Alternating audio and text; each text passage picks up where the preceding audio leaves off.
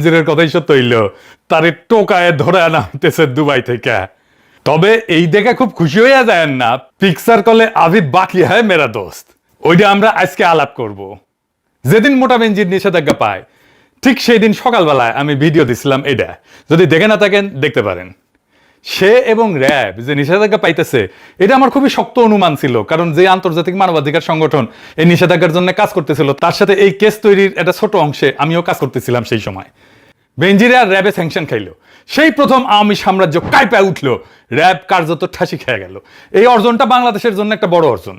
একটা রাষ্ট্রের বল প্রয়োগের ইনস্টিটিউট এত বেশি উদ্ধত হয়ে ওঠে যে তারা মনে করে তাদেরকেও কখনো ধরতে পারবে না। আগে হয়েছে তো তাই, সিরাজ শিকদাররে হত্যা করা সোহরাওয়ার্দীর বডিগার্ডের জল্লাদ এসপি মাহমুদ এখনো বহাল তবিয়তে ডাকাত আছে। দেখেন বেনজিরের সাথে আবার ছবিও চলে, তার স্বাভাবিক মৃত্যু হবে। ফুন্দের আলো দিল্লি স্টার মুক্তিযোদ্ধা পুলিশ অফিসার এসপি মাহবুব রেনিয়া যুগলবন্দি কলাম লিখবে, ফেসবুকের নিউজ ফিড ভাইসা যাবে তার বীরত্ব গাথায়। কিন্তু সে যে একটা বাটপাট ঠান্ডা মাথার খুনি বাল্যবন্ধু সিরাজ শিকদারকে কাপুরুষের মতো পিছন থেকে গুলি করে মারছে, সেই ইতিহাস কোথাও লেখা থাকবে না। আমি ইনু সরকারের আমলে আন্তর্জাতিক অপরাধ ট্রাইব্যুনালে কইছিলাম এই মালরে ধরতে, সিরাজ শিকদার সহ মুজিব আমলের গুম খুনের জন্য রিমান্ডে নিয়ে জিজ্ঞাসাবাদ করতে। আমি কইছিলাম কবে মরে যায় আগেই নিয়ে 3rd ডিগ্রি দিয়ে দেন। আমারে কওয়া হইলো একটা অভিযোগ লাগবে। মানে 20 কোটি মানুষের দেশে একজন মানুষ নাই যে মুজিব আমলের গুম খুন অত্যাচার নিয়ে, সিরাজ শিকদারের বিচার বহির্ভূত হত্যা নিয়ে অভিযোগ করতে পারবে। যাই হোক, বেনজিরের স্যাংশন থেকে একটা নতুন ট্রেন্ড বাংলাদেশে শুরু হয়েছে। নতুন উদাহরণ, নতুন এক্সাম্পল। মানুষের পক্ষে রাষ্ট্রের দমন পীড়নের মাস্টার মাইন্ডরা সমঝে চলবে। ডিজিএফআই, আর্মি, আরো কিছু খুনি অফিসারকে যদি সুতায় দেওয়া যায়, হাসিনা সহ হাসিনার কিছু মন্ত্রী এমপিরা সাইজ করা যায়, সব ঠান্ডা হয়ে যাবে।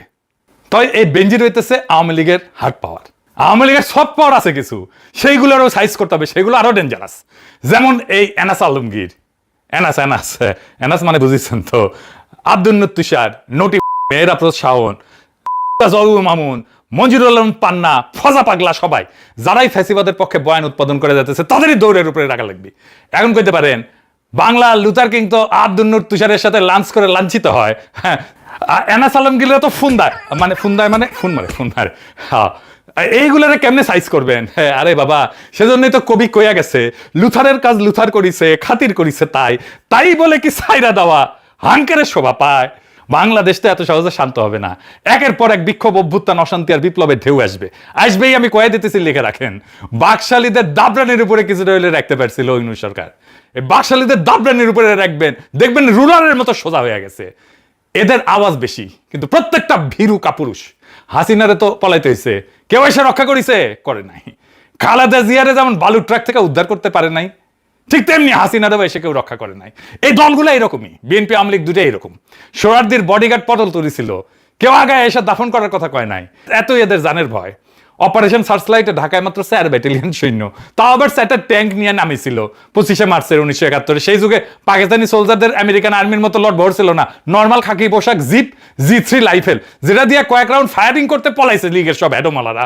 আর জুলাই যোদ্ধারা ওরছে প্রবল গুলি, সৈন্য আর শক্তির মুখে রণে ভঙ্গ দেয় নাই। এটাই পার্থক্য। ওই শক্তিরে আমরা ঘরে ফিরাইছিলাম, জুলাইয়ের শক্তিরে, কোনো বড় দুর্ঘটনা ছাড়াই। ভাবছিলাম এই জাউড়াগুলা, বাকশালীগুলা ভালো হবে, নিজেদের ভুল বুঝবে, ক্ষমা চাইয়া অনুতাপ করবে। ওরে মা, এগুলা আবার ফস ফস কইয়া ওঠে। এই দেখেন, জাউরা পান্না কয় হেলিকপ্টার দিয়ে কোথায় গুলি করিছে। হেলিকপ্টার দিয়ে গুলি করছে কারা? কোথায় দেখেছেন হেলিকপ্টার দিয়ে? রিয়া গোপরে মারছে কে? আহাতে মারছে কে? কোথায় দেখেছে হেলিকপ্টার দিয়ে গুলি করছে? শুনিছেন? শুইনা মনে হয় ঠ্যাং টেংরি ভেঙে দিই। এমন ওরে পাবলিক রাস্তায় গণধোলাই দিলে সেটারে মব আর দঙ্গলবাজি কইয়া সিকিউর পারবে কেউ। মনে রাখেন, আগামীতে যে যুদ্ধ আসবে, সেই যুদ্ধের শুরুতে লীগরে আরো মানসিকভাবে দুর্বল করতে এইরকম কয়েকটা লিগেল লেসপেন্সারের জুতার মালা পরায় ঘোরানো লাগবে, পাছায় চাকা কঞ্চিতে চাপ গানো লাগবে। লীগের মরাল সাথে সাথে কোলাপস করবে। আর যেগুলো টার্গেট করবেন, ধানমন্ডি 32, মুজিবের অবশিষ্ট সমস্ত স্মৃতিচিহ্ন, সুধা সদন, শেখ রেহানার বাড়ি, শেখ রেহানার শ্বশুর বাড়ি, তারেক সিদ্দিকীর বাড়ি ঘর, ওকার কাউয়া কাদের বাড়ি, এডিটর শেপ কাউয়ার সাউন্ড দেন আরো জোরে, আরো জোরে দেন। হ্যাঁ, হয়েছে। লীগের সব টপ নেতাদের শহর গ্রামের বাড়ি ঘর, লীগের সমস্ত অবশিষ্ট কার্যালয়, অফিস, সুপ্পুর বাড়ি ঘর, মুজিবের বউ পরিবারের নামে সমস্ত স্মৃতিচিহ্ন, স্মারক, বাড়িঘর, জাদুঘর মাটির সাথে মিশিয়ে দিতে হবে। এখন কইতে পারেন আপনি নিজেই তো থামাইছিলেন। হ্যাঁ, থামাইছিলাম। হ্যাঁ, দেখেন। প্রিয় দেশবাসী, আসসালামু আলাইকুম। শেখ হাসিনা এবং শেখ রেহানা দেশ ছেড়ে পালিয়েছে। জনগণকে অভিনন্দন জানাই, সে তার ক্ষমতা ত্যাগ করেছে এবং এই লড়াইয়ে বীরোচিত বিজয় অর্জন করার জন্য। কিন্তু শেখ হাসিনার ক্ষমা নাই, শেখ হাসিনাকে যারা পালাতে সাহায্য করেছে তাদেরও ক্ষমা নাই। শেখ হাসিনার বিচার করতে হবে, আমরা তাকে ফিরিয়ে আনব। জনতা রাজপথে, কোনো সামরিক শাসন নয়, কোনো জরুরি আইন নয়। সবাইকে আহ্বান জানাচ্ছি, শান্তি শৃঙ্খলা বজায় রাখবেন এবং কোন ধরনের অনভিপ্রেত ঘটনা যেন না ঘটে। শেখ হাসিনার বিদায় হয়েছে, আমরা বাংলাদেশকে নতুন করে গড়ে তুলব। ইনকিলাব জিন্দাবাদ। কথা সত্য, এটা 5ই আগস্ট 2024 সেই সময় থামাইছিলাম। শুধু তাই না, হাসিনা পালানোর পরে 72 ঘন্টায় কি কি ঘটতে পারে সেটাও কয়ে দিয়েছিলাম, কিভাবে শান্ত থাকতে হবে, কিভাবে শান্তি শৃঙ্খলা বজায় রাখতে হবে সেটাও কয়ে দিয়েছিলাম। 17 জুন 2023 সাল, এডিটর সাহেব তারিখটা দেখা দেন। ঠিক 1 বছর আগে হাসিনা পালানোর। আমি জানতাম এটা ঘটবে, এক সময় না এক সময় ঘটবে, আজ হোক কাল হোক। আমরা অনেকেই এই বিপ্লব নির্মাণ করেছিলাম এইভাবেই একসাথে। ওই সময় এদের রক্ষা না করলে আপনারা বুঝতেন না এদের সংশোধনের কোনো রাস্তা নাই, এদের মধ্যে বিন্দু মাত্র কোনো অনুশোচনা নাই। বুঝতেন না এদের ডিএনএতে ফ্যাসিবাদ ঢুকে গেছে, এদের সংশোধনের অযোগ্য। যাই হোক, বেনজিরে ফিরে আসি। বেনজিরের কাছে 3টা পাসপোর্ট পাওয়া গেছে মাত্র। আরব আমিরাত, পর্তুগাল আর বাংলাদেশ। 30 সেপ্টেম্বর 2022 পর্যন্ত বাংলাদেশ সরকারি চাকরি করেছে। পর্তুগালে পাসপোর্ট হয় কেমনে? ইউরোপে থাকেন না আপনারা জানেন না কেমনে পাসপোর্ট হয়? সে সরকারি চাকরিতে থাকা টাইমে অ্যাপ্লিকেশন করেছে পাসপোর্টের, তারপরে বাটপারি করেছে। পর্তুগালে তো এখন 10 বছর ধরে থাকতে হয় নাগরিকত্বের আবেদন করার জন্য, কোয়ালিফাই করতে। আগে এটা ছিল 5 বছর, আইনি বসবাস করতে হবে। তারপরে প্রসেসিং টাইম তো আছে, সবচেয়ে দ্রুত হলো 1 বছর। 5 বছর সে আইনি বসবাস করছে কেমনে পর্তুগালে? কেমন বাটপার দেখেন। এটা তো এখন বাংলাদেশ সরকারের পর্তুগালের সাথে বোঝাপড়া করতে হবে। ও কেমনে পর্তুগালের নাগরিকত্ব পায় এরা বাংলাদেশ সরকারকে দেখতে হবে। তো এই বাটপার বেনজির কলে আওয়ামী লীগের হইয়া ষড়যন্ত্র করেছে। 2025 সালে ফেব্রুয়ারিতে এটা ভিডিও ভাইরাল হয়েছিল।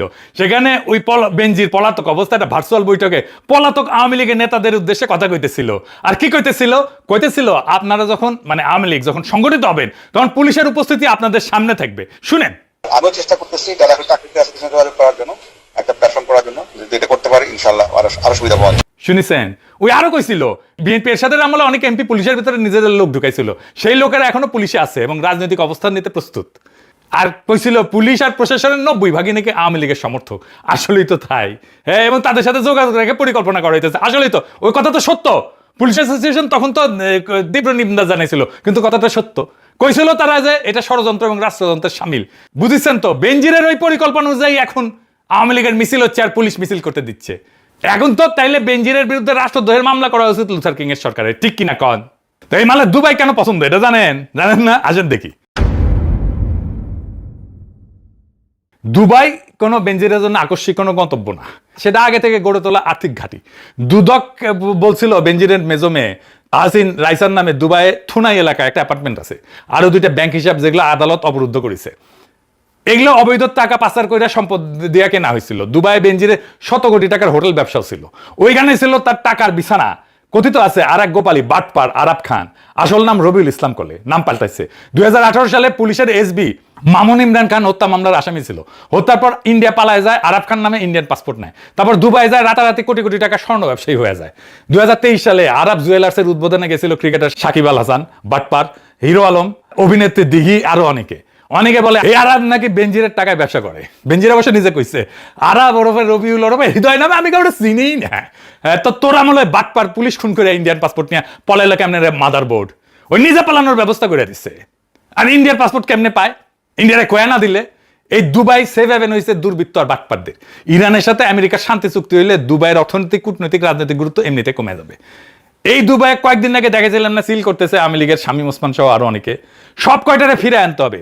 বেনজিরে ফিরে আনার জন্য রেড অ্যালার্ট জারি করেছিল ইউনূস সরকার। ইন্টারপোল এগুলা নিয়ে কিছু করে না, ফেলায় রাখে ফলো আপ ছাড়া। ফলো আপ করেছে কিনা বিএনপি আদৌ এটা নিয়ে তৎপর ছিল কিনা সেটা বোঝা যাবে। সে আসলে ফিরাইতে পারে কিনা, ফিরানোর পরে মানবতা বিরোধী অপরাধের দায়ে অভিযুক্ত করে কিনা। কারণ এখন তার নামে আর্থিক দুর্নীতির মামলাই আছে, শুধু মানবতা বিরোধী অপরাধের কোনো মামলা করলে নাই ওর নামে। দুবাইয়ে থাকা অন্যদের ফিরে আনে কিনা বিএনপি সেটাও দেখার দরকার আছে। বাটপার আরাব খানের ফিরে আনার দরকার। কার টাকায় সে ব্যবসা করতেছে সেটা জানা দরকার। সে কেমনে ইন্ডিয়ান পাসপোর্ট পাইলো সেটা জানা দরকার। হাদির খুনি ধরা পড়লো না ইন্ডিয়ায়, নিয়ে আসছে তারে আনে নাই। এর মধ্যে তো মমতা হাটে হাড়ি ভেঙে দিছে। অমিত শাহকে উদ্দেশ্য করে কইছেন না কাকে দিয়ে খুন করাইছেন? দেখান এডিটর সাহেব, আবার দেখান ওইটা। করতো না, বাংলাদেশ থেকে একটা বড় খুনিকে এসটিএফ অ্যারেস্ট করেছিল জেনে রাখুন, যা নিয়ে বাংলাদেশে অনেক রেভলিউশন হয়েছিল। বাংলায় যখন চলে আসে তখন আমাদের এসটিএফ তাকে ধরে, এটা তাদের ক্রেডিট। তারপরে হোম মিনিস্টার নিজে আমাকে ফোন করে বলছেন आप थोड़ा आपको बंगाल पुलिस को बोल दो ये बात बाहर में नहीं कहने के लिए। দেখেছেন, তারপরে এখন সব চুপ।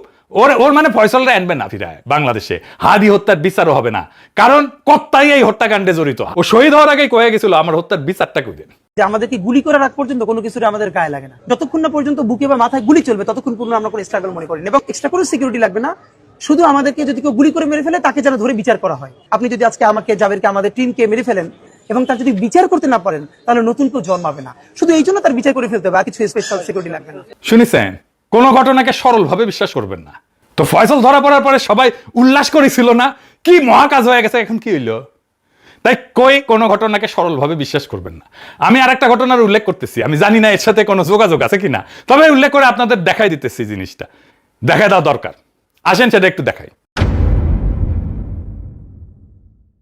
কয়েকদিন আগে বাংলার লুথার কিং কক্সবাজারে গেছিল না, উঠি রামাদা হোটেলে থাকার কথা ছিল, পরে বাতিল করেছে অবশ্য। এই রামাদা হোটেল কার জানেন? বেনজিরের মতো অভিজাতেরা কখনো নিজের হাতে টাকা ধরে না। হাসিনা যেমন নিজে ধরে না, এস আলম রে দিয়ে ধরায়, বেনজিরেরও একটা ক্যাশিয়ার ছিল, ওরাই সম্পদগুলা ধরে রাখে। এই অদৃশ্য স্তরটাই হতেছে আসল কাঠামো। বেনজিরের ক্যাশিয়ারের নাম হইতেছে জসিমউদ্দিন আহমেদ, চান্দানাইশের সাবেক উপজেলা চেয়ারম্যান, জেসিকা গ্রুপের ব্যবস্থাপনা পরিচালক। এই জসিমকে একাধিক সংবাদ মাধ্যম বেনজিরের ব্যবসায়িক সহযোগী বা ক্যাশিয়ার হিসেবে চিহ্নিত করেছে। 2024 সালের 4 ডিসেম্বর তাকে ঢাকার লা মেরিডিয়ান হোটেল থেকে একটা মারামারির মামলায় গ্রেপ্তার করা হয়েছিল। 5 আগস্টের পর আটকও হয়েছিল। এখন 2025 সালের ডিসেম্বরে বিএনপি এই জসিমকে চট্টগ্রাম 14 চান্দানাই সাতকানিয়া আসনের ধানের শীষে মনোনয়ন দিছে। তাহলে বুঝেন, বেনজিরের ক্যাশিয়ার এখন বিএনপির এমপি। স্থানীয় বিএনপির নেতাকর্মীরা ক্ষোভে ফেটে পড়ছিল এই সময়। তাদের ভাষায় যেই লোক ফাইজিবাদের সুবিধাভোগী ছিল তার হাতে ধানের শীষ তুলে দেওয়া লজ্জাজনক।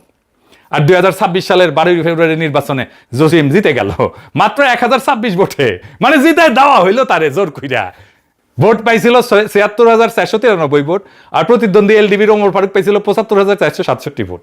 আর এই জসিমই কক্সবাজারের রামাদা হোটেল দখল করেছে, যেটি থাকার কথা ছিল তারেক রহমানের। এবার জোড়া লাগান পুরা চক্রটা, বুঝেছেন তো কার কে মাতিছে ধুলায় অন্ধকার, সব রুশনের জায়গায়। তাই বেনজির যে ধরা পড়লো, এটা কি নেগোসিয়েশন? এমন হইতে পারে না যে বেনজিরের টাকা ফুরিয়ে গেছে। এটা আর্থিক মামলার দণ্ড আর কত, জামিন তো হইতেছে, অনেক আওয়ামী লীগের জামিন হইতেছে, আইভির জামিন হয়েছে, শুনলাম বারাকাতের জামিন হয়েছে, বারাকাত ছিল এটা সোজা হয়েছে। যদি তারে ফিরে আয় না, মানবতা বিরোধী অপরাধের দায় বিচার করে, তাহলে আমাদের আনন্দিত হওয়ার কারণ আছে। পলিটিশিয়ানদের বিশ্বাস করেন না, কখনোই না। বাংলাদেশে পলিটিশিয়ানদের বিশ্বাস করে না, ওরা ওদের মুখে এক অন্তরে এক। তারা যুগ যুগ ধরে পাবলিকরে লেমন জুস ধরাই দিয়ে বোকা বানাইছে। এই গ্রেপ্তার লেমন জুস কিনা সেটা আগামীর ইতিহাস বলে দেবে, সেই পর্যন্ত আমরা একটু অপেক্ষা করি, কারণ পিকচার আভি